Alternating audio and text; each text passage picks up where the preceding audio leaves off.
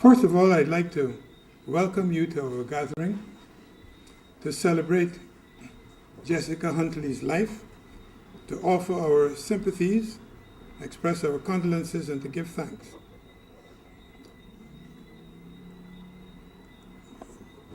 I guess the first thing that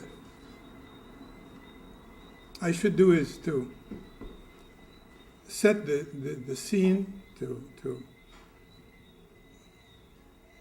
give you some idea of the world in which Jessica Huntley came into and the kinds of things that were going on from the time that she was born, 1927.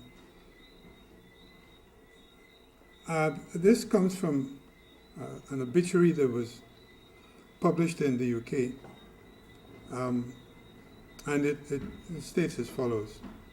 The late Jessica Huntley was a political activist and publisher who contributed enormously to Pan-African activity in her native Guyana and also in the United Kingdom, where she worked tirelessly for ordinary working people. She must be remembered by forthcoming generations to excel her deeds.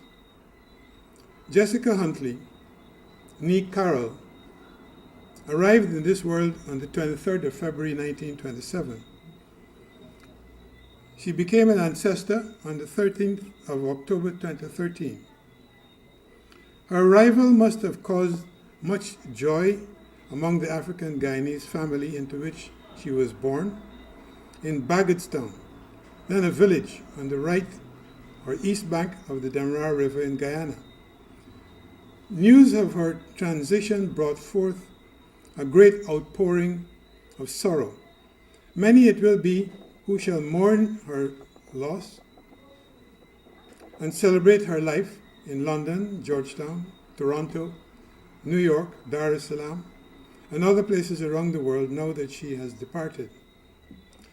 There is revolutionary significance in both the date and the year of Jessica's birth.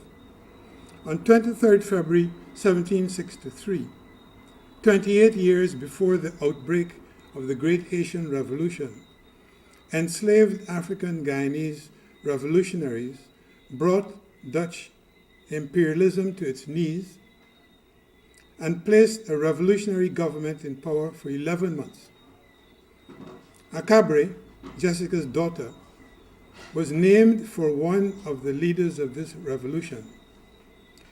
1927 was the prelude to a very memorable year in Guyana. In 1928, the British overlords suspended the constitution in order to derail Guyanese nationalism. Guyanese would feel this cruder side of British colonialism again in 1953, when the constitution was suspended for the second time in the last century.